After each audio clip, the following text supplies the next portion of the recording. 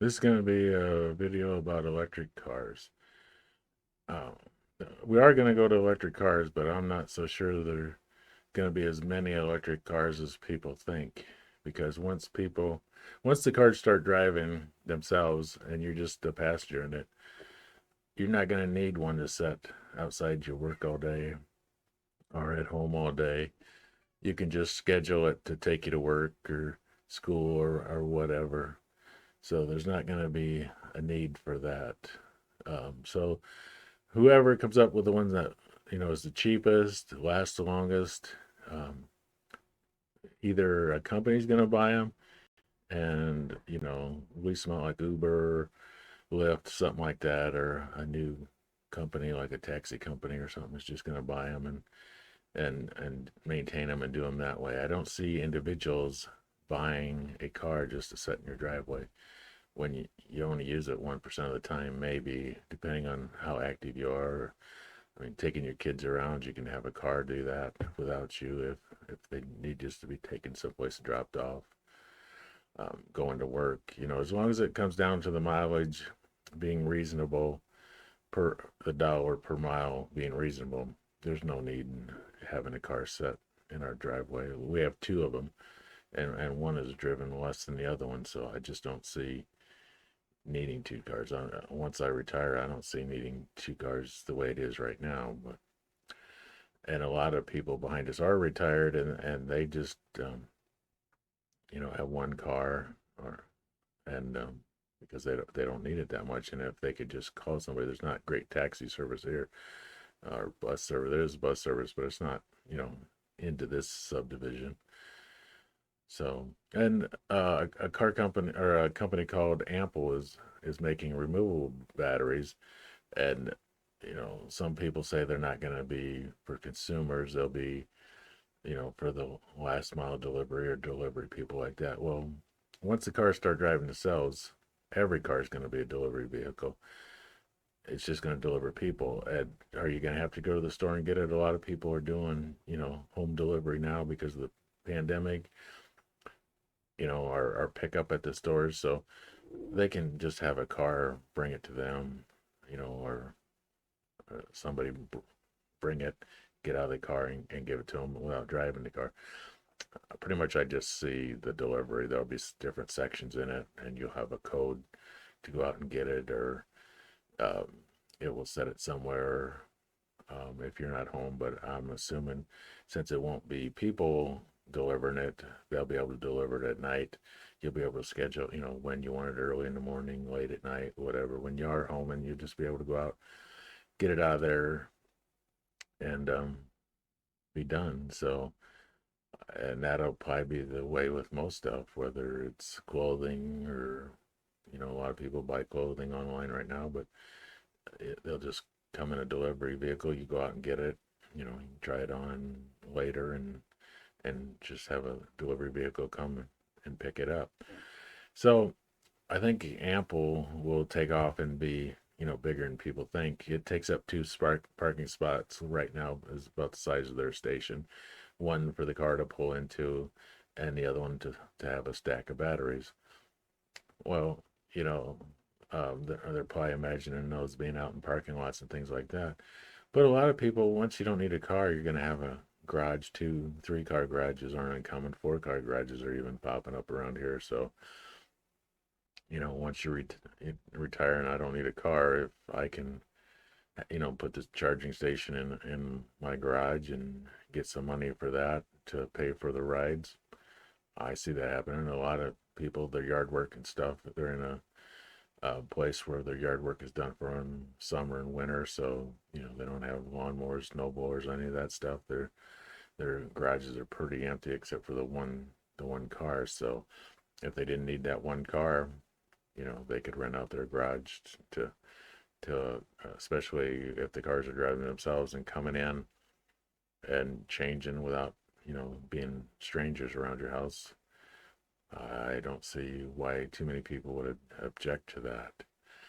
Uh, and then, you know, our driveway, we won't really need our driveway except for the car to pull in. So, renting out space for companies that overnight, want to park their cars or whatever and charge in the garage and pull out and have. I see that as a business too. So I don't think things are going to stay the same once the cars start driving themselves. I just don't see the market being as big for self-driving electric cars as just cars, because you need it. Most people need a car now because you need it when you get off work, go to the store, whatever you're doing, and you need it, and then it just sits there. If you can, with apps on your phone, if you can schedule it, reserve it, for the month to take you to work, and the work I do, I could do from home most days, and a lot of people are doing that. So once they find out, they don't even have to go into work, they're not going to want a car themselves, and once they're self-driving, people who like to drive aren't going to get the same feel out of it. Now, the ones who like to just go out and see different areas, they might get a car on their own if it's cheaper, just because they're the mileage they drive. But I don't know that that happens as much anymore as it used to, but it still does. Um, so I just don't see the market being there for the same number of cars, and it's going to come down to which ones, maintain the easiest, the best, the cheapest, because companies are just going to be using them to make a profit, or even individuals. Maybe the individual will buy it because they want a car, and then they'll rent it out. When I go to work, I'm pretty much there for 8, 9 hours a day. So, if I could rent the car out, have it come back charged up, take me home, and then once I get home, sometimes we go out, sometimes, most times we don't, especially now. So, it could be leased out at night. So whether individuals do it or companies do it, somebody's going to do it and just lease out their cars, the self-driving cars. So, like I said, I would prefer not to have one, but if I do, I will try to lease it out to other people, especially if you know other people and that you trust, and you can just schedule it with them and have them pay you a monthly fee, or a monthly fee plus a per mile fee, or however it works out. I see that happening. And like I said, the changing of the batteries, I think, is going to become more than just for businesses like FedEx, Amazon, and things like that. I think people are going to want that, especially for longer trips.